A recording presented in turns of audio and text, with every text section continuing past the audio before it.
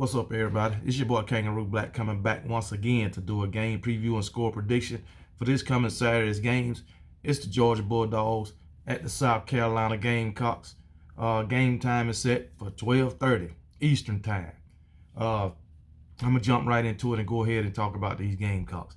Now, the Gamecocks is coming off a loss against Arkansas. They lost by a score of 44-30. Arkansas just had too much for them.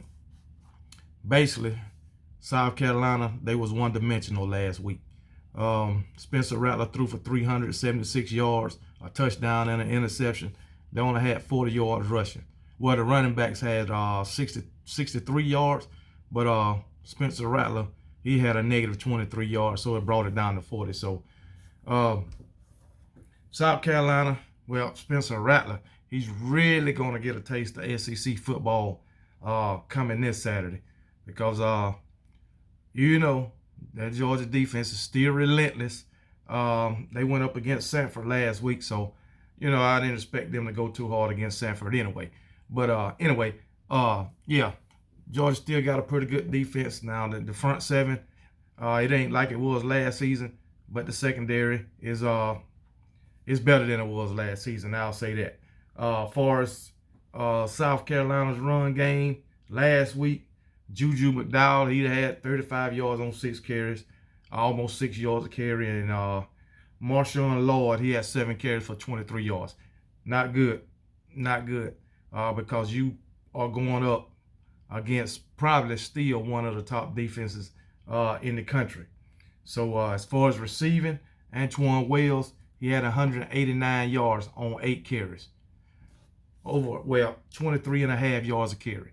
A reception. And he had a touchdown. So it is what it is. But going back to those running backs, McDowell, Lloyd, and Bell had a touchdown, but still only 40 yards rushing. Or you could say 63 between the three running backs. But that's still not going to get it done. That you need more than 63 yards. Against this Georgia team, you're going to need, I'll say, at least 120 yards rushing to win.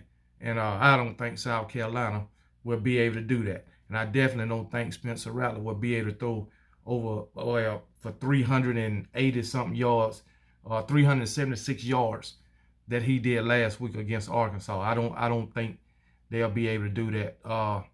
The Georgia defense, the secondary, they look pretty good, man. They look pretty damn good.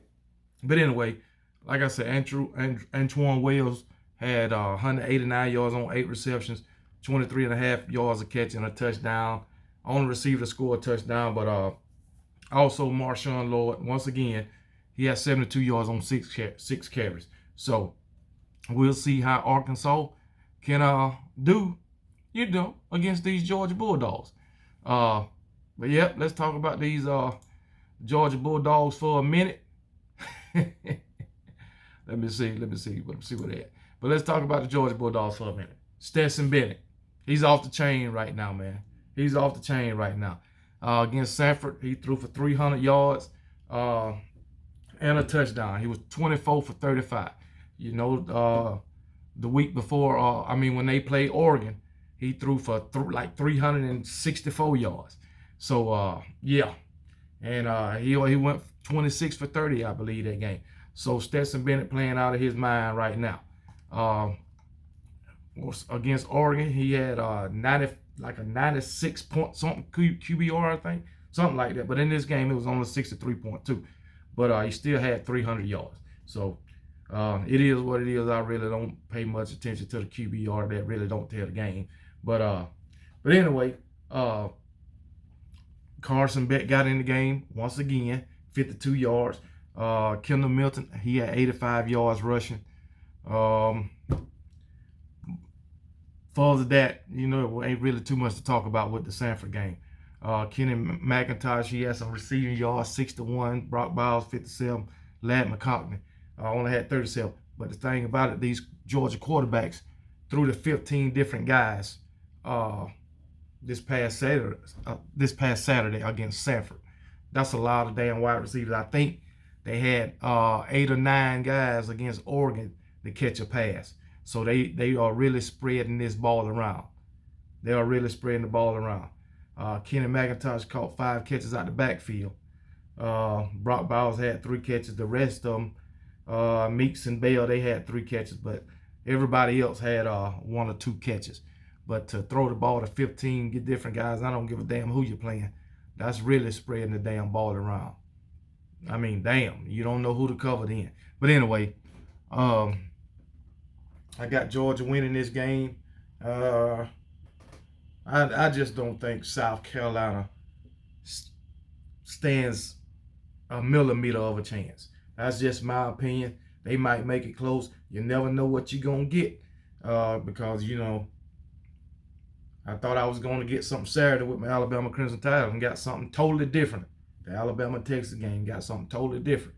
So, but I don't expect this game to be close at all. I don't at all, man. I mean, you know, oh, another thing about Sanford, man. I know a lot of these, well, I ain't going to say a lot, but some Georgia fans that be on in the chat, in my comment section in the chat said they was kind of disappointed the way Georgia played against Sanford. But, you know, the objective is to get the damn win. That's it, man. That's the objective.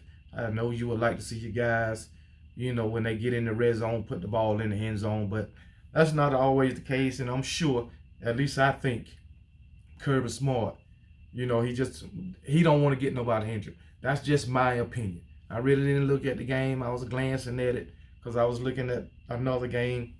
But I did have the Georgia game on TV, well, part of it, and I was just taking glances, whatever, because I knew they was going to win. But anyway, I will be looking at this game Saturday. I might be live while it's going on, but I expect Georgia to win by a long shot. And I also heard that Kenny McIntosh tweaked his ankle, man, so I don't know the update on that. But anyway, I got Georgia winning this game probably 38. I don't know, man. 38 freaking 38-13. I give it that, man. I'll give South Carolina 13. Georgia got a tough defense still. So that's my score. 38-13. Yeah, roll tide. Sorry, South Carolina. But anyway, I'll talk to y'all later.